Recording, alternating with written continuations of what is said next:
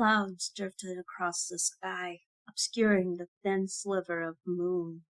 The Joseph bell tolled out its midnight message to the slumbering countryside. A warm, soft drizzle was falling over the parched meadows and dry woodland, bringing relief after the hot, dry day, dampening down the dust from the road. In the ditch, a frog opened its eyes, disturbed by some slight noise from the hedgerow. It blinked. Was that 3 figures creeping along, or 2? The frog remained perfectly still. There seemed to be 2 figures and some sort of shadow. The moon came out from behind a cloud. It was 2 huge rats and a dark, shadowy something. They crept along under cover of the hedge towards the big dwelling of the mouse folk. Rats were hunters. Thankfully they had not noticed him. The frog stayed motionless and let them pass. It was none of his business. Clooney, Rag-Ear, and Shadow padded noiselessly towards Redwall. This was such an important mission that Clooney had decided to come along and supervise it personally. Around Shadow's waist was strapped a skin pouch. It contained a thin, long rope, a padded grappling hook, a vial of oil, and some lockpicks and a dagger. Shadow's usual burgling tool. Rag-Ear ambled proudly along, thrilled that he had been specially picked to accompany his chief on such a vital task. Little did he know that Clooney had only included him as an insurance. If they should get into a tight corner, Rag-Ear would serve as an expendable fool. That way Clooney could make good his own escape. The trio halted beneath the lofty abbey walls. Clooney silenced them with a wave of his tail, and then vanished into the night. Rag-Ear felt distinctly nervous at being left alone with Shadow. He attempted a whispered conversation. "Nice drops of rain, eh, Shadow? Good for the grass. Blow me, these walls are pretty high. Glad it's you climbing them and not me. I'd never make it. Too fat." Rag-Ear's voice trailed off. He fumbled with his whiskers, wilting beneath the basilisk stare of Shadow's dead black eyes. He shuddered and fell silent. Within 10 minutes, Clooney was back. He nodded up at the parapet. "I've been up and down the length of the wall for a fair distance. The sentry mice are all asleep, the fools. They've never had to do guard duty before. As soon as night falls, so do their eyelids. That's what soft living does for you." Rag-Ear's head bobbed in agreement. "You're right, Chief. If they were in our army, and old Redtooth caught them snoozing, Shut your trap, stupid!" Clooney hissed. "Are you ready, Shadow? Don't forget your instructions." Shadow bared his yellowed fangs and started climbing.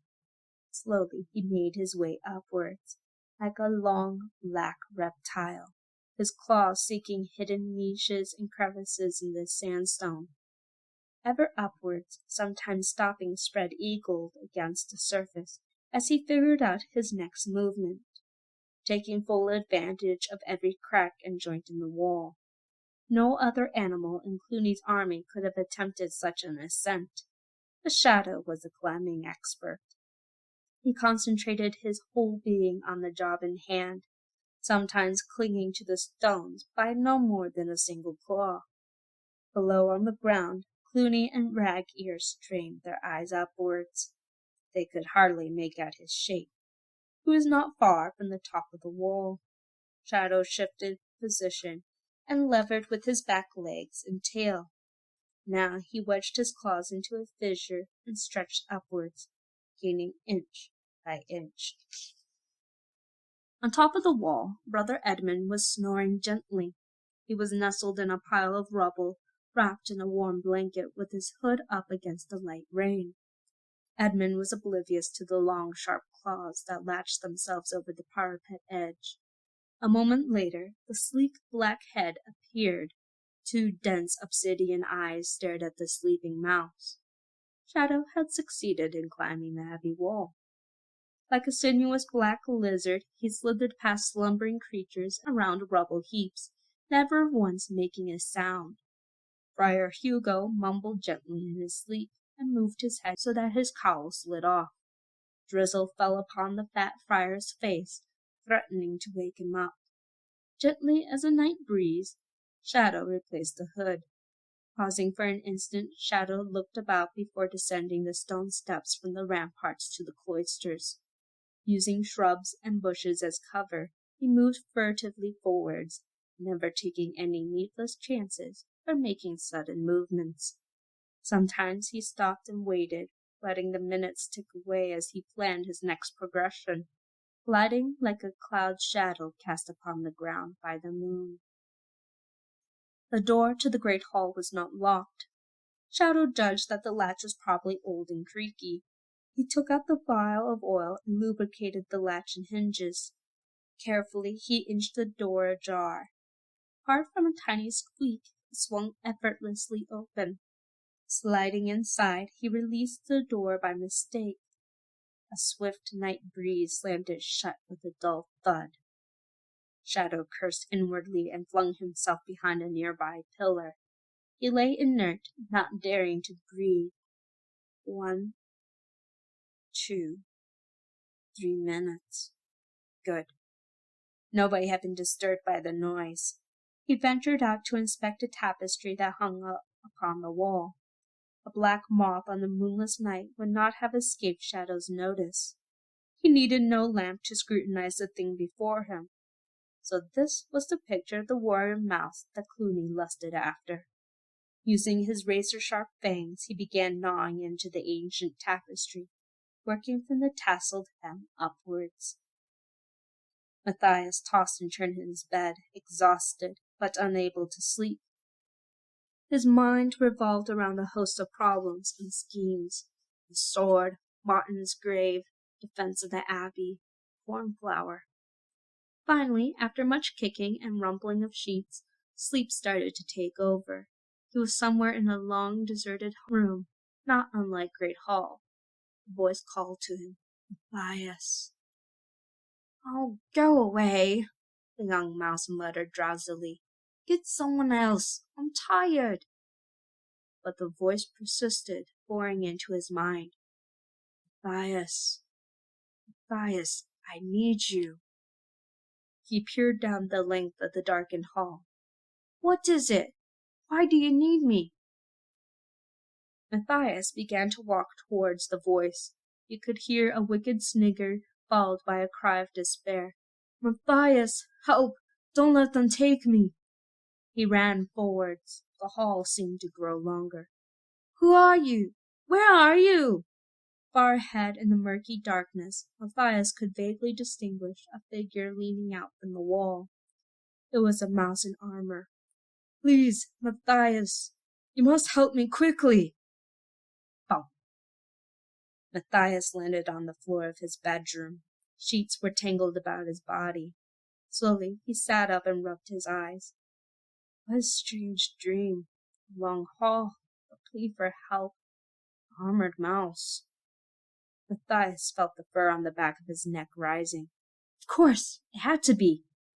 Great Hall, Martin the warrior. Something terrible was going on downstairs. He was needed urgently.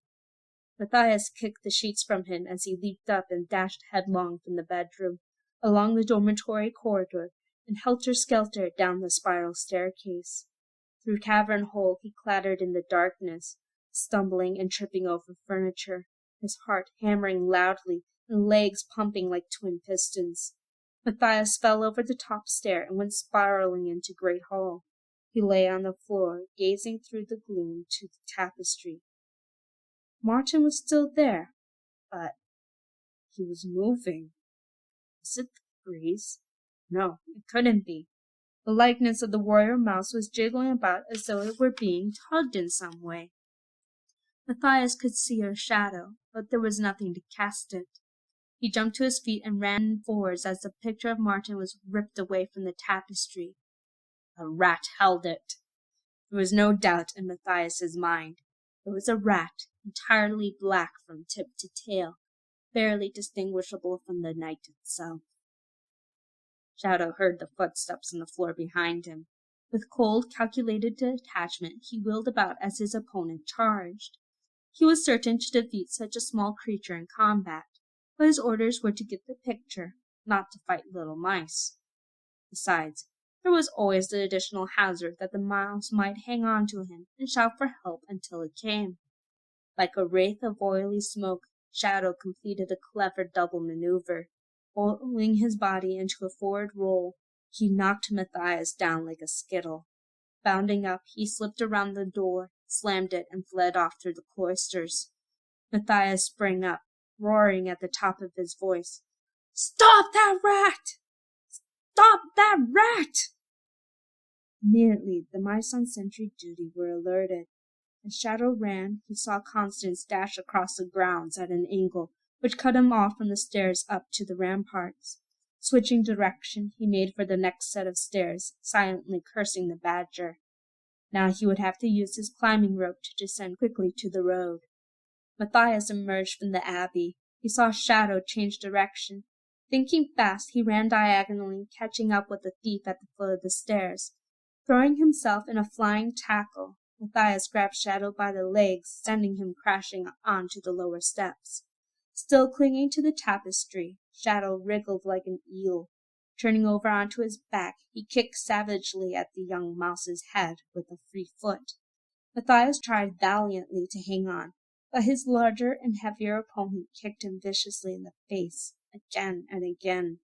The big bony foot, with its sharp claws, pounding and gouging away, soon took its toll. Matthias went limp and blacked out. Constance had mounted the far steps. Gaining the ramparts, she ran along, dodging the heaps of rubble. She saw Matthias go down under the onslaught of kicks and ran even faster, impeded by mice all around who scattered in panic, thinking they were under mass invasion. The only one besides Constance who had the sense to see what was happening was Cornflower's father. Being nearer the top of the stairs than the badger, he ran straight into the intruder. Shadow was struggling to get out his climbing rope. "Surrender, rat! I've got you!" cried Mr. Field Mouse as he grabbed hold of the thief. But rummaging in his pouch to free the rope, Shadow's claw had closed on the handle of his dagger. He drew it out swiftly and drove it twice into the field mouse's unprotected body. Constance arrived just as the victim fell wounded. Shadow turned on her with the dagger upraised. Constance swung her paw around in a mighty arc and caught Shadow square on the chin. The force of the blow lifted the thief clean off his feet, and before Constance could grab hold of him, he overbalanced and hurtled over the edge of the parapet with a horrible scream. Downwards he plunged, his body thudding off the unyielding masonry. He landed in the wet roadway with a sickening crunch. Clooney came dashing towards the stricken Shadow, with Rag-Ear scuttling in his wake. Despite his appalling injuries, Shadow managed to lever himself up on one paw. "Clooney, I'm hurt. Help me," he gasped. The piece of tapestry lay upon the road. Clooney snatched it up eagerly.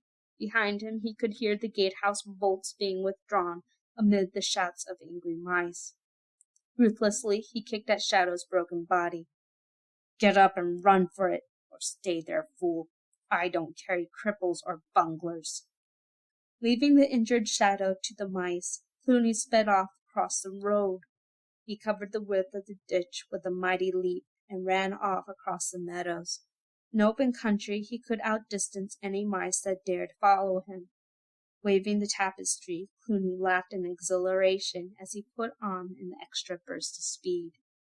Rag-Ear had panicked completely. He could not jump the ditch, so he scuttled off down the road in the opposite direction from the way they had come. A group of mice led by Brother Alf tried fording the ditch and climbing up into the meadow. Unfortunately, the rain had made the going hard and slippery. Clooney was long gone, and the tapestry with him. Turning back to Redwall, the pursuers came upon Matthias, who was leaning on Friar Hugo's arm in a dazed condition. Painfully he staggered up the road to where Shadow lay. Wincing, he cast about, searching the muddy roadway for the fragment of tapestry. "It's got to be here somewhere," cried Matthias. He fell upon the injured Shadow, searching his waist pouch. His flat black eyes clouding over, Shadow watched Matthias. Laconically he spoke. His voice was strangely calm. Too late, Mouse. Martin is with Clooney now. It was the last thing Shadow ever said. He gave one final shudder and lay dead.